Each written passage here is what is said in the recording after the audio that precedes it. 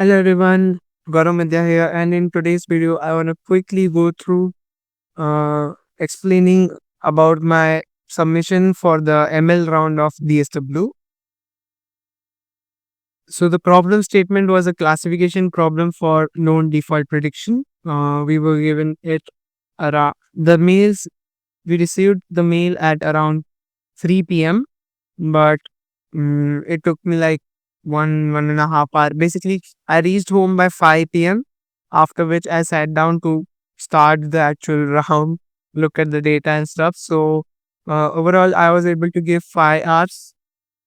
And yeah, uh, the very first thing they gave us a detailed PDF about what the problem statement was, what was our task, the columns involved in the database, and what were the technical requirements from their side. Now, I had opportunity of working with dataset provided by Data Science Wizard before as well in Hackwave, and I've seen that the data really challenges your learnings, right? So, if we'll get to know what I mean. So, this is the repository of my submission. The very first thing is the EDA. I performed EDA.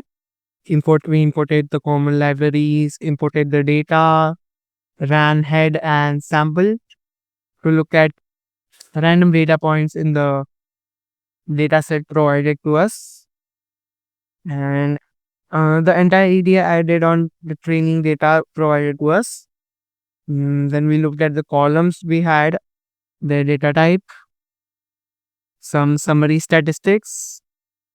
If we then confirm over here, we already found out that there are no null values in our data set.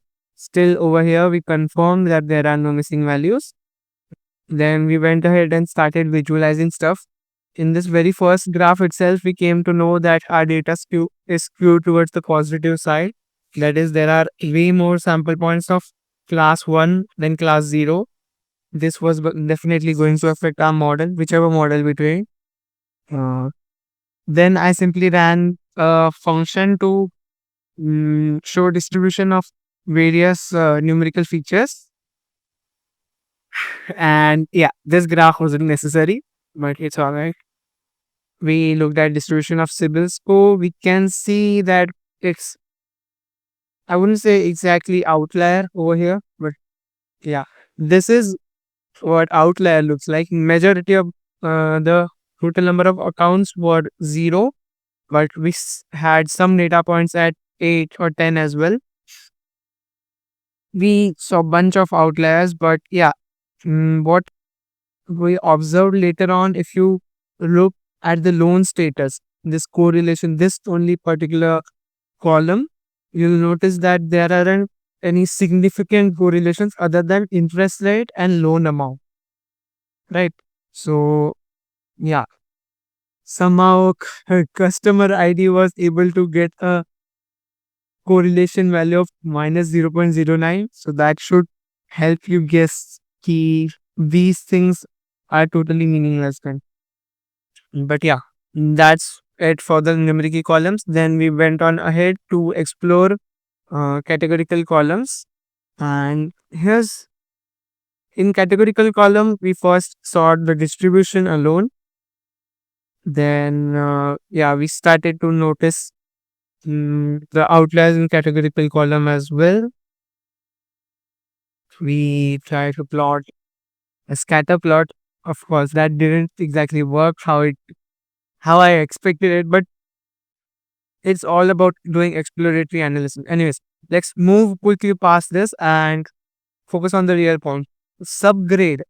When we did multi-bar plot for the subgrade column with respect to loan status, we found very good amount of correlation. You notice that if you are from G2, it doesn't matter a lot. But if you are from subgrade C1, C2, C3, these classes have the highest amount of default compared to non-default. And yeah, we see similarly observed a good coordination in loan term as well. Mm, we can ignore this mortgage, rent, and own because if you remember, up there we notice the data points for positive class is 3 times, and there's no like significant change from here to here. So yeah, no impact. We performed rest of the EDA. We saw a bit of correlation, a downward trend in year. So we added a feature of year as well, year and month. Then we did different model evaluation. In this file, I basically took 5 different models. One was artificial neural network, which was trained here. The second was logistic regression. Now, just let me show you the code. Yeah, these are the other 4 models: logistic regression, random forest, XGBoost, decision tree. Now you would say, Gaurav, random forest, XGBoost are of same ensemble model type. Why did you train that? I just wanted to see the speeds that they were training at. And if we take a look at the result, normal result, here are the results. Then we notice that the decision tree didn't give us a good accuracy. And based on that, we can also notice random forest and XGBoost gave similar accuracy alongside logistic regression. So what I did was select XGBoost and logistic regression for further processing. Now you might say random forest is a bit more better than XGBoost, and you would be absolutely correct. But XGBoost trains in less amount of time, and I had almost no time in my hand. I had spent too much time doing EDA, and yeah, that's why I chose XGBoost and logistic regression. Then we come to model file. Over here, I had to do class based, model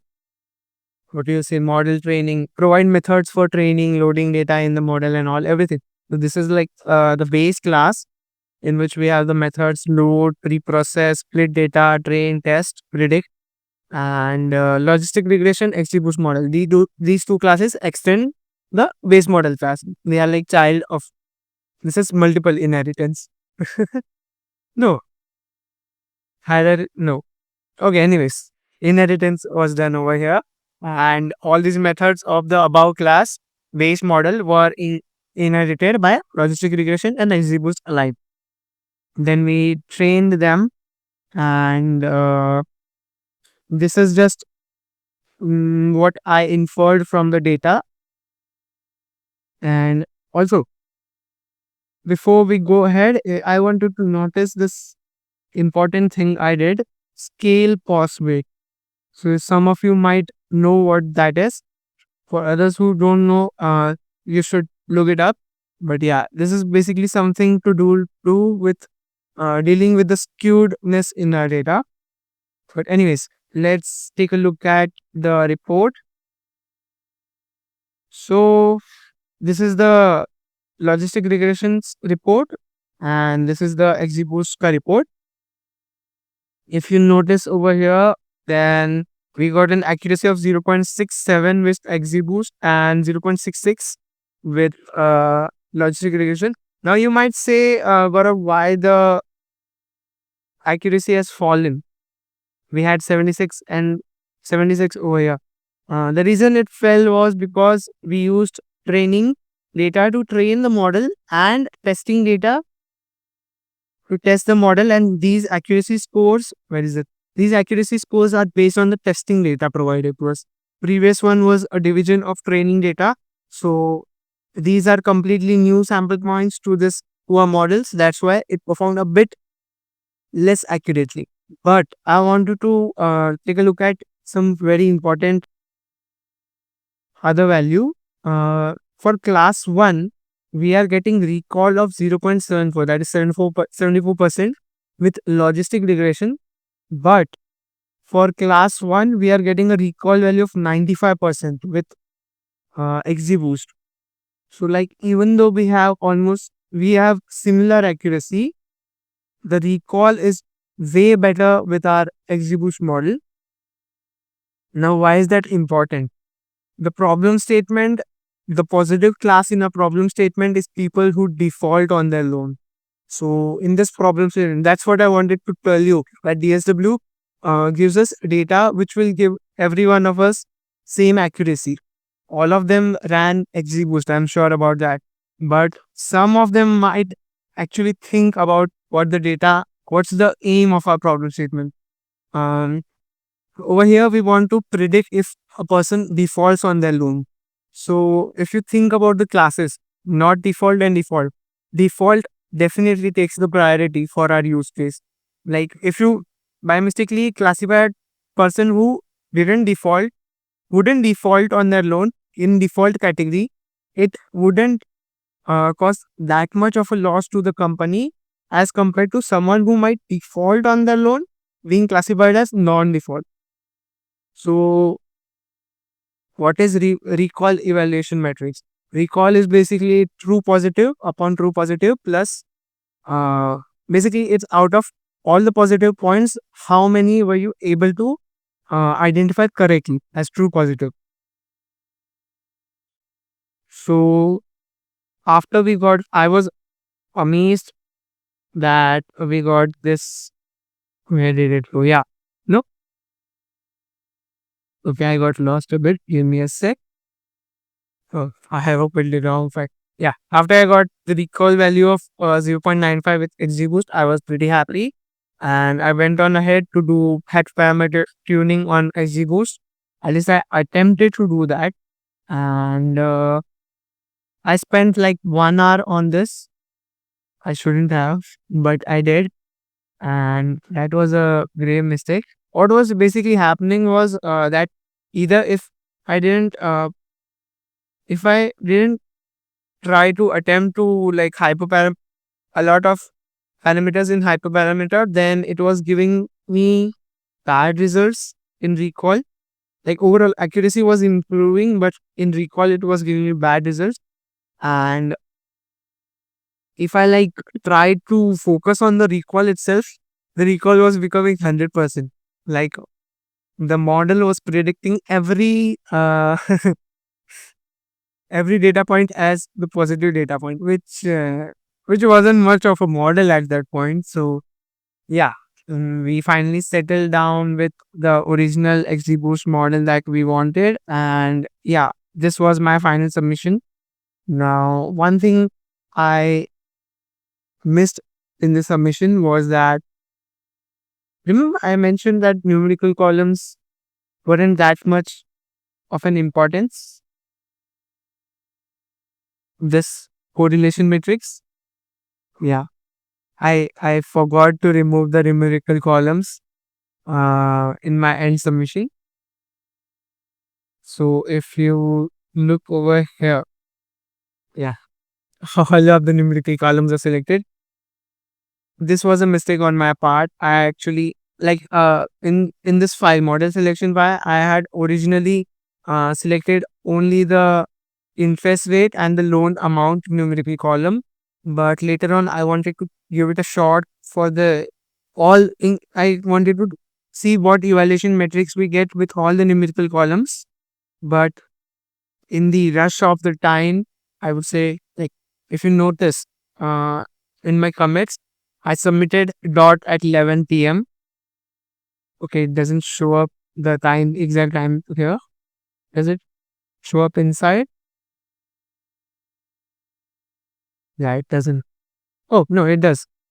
Yeah, if you see 11:01, I submitted exactly around 11 p.m.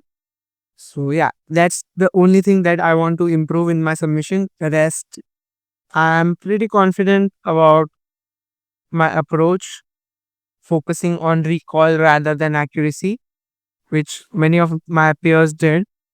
And hopefully, I secure a technical interview where we can discuss more about my code. Thanks for watching, and I'll see you in the next one.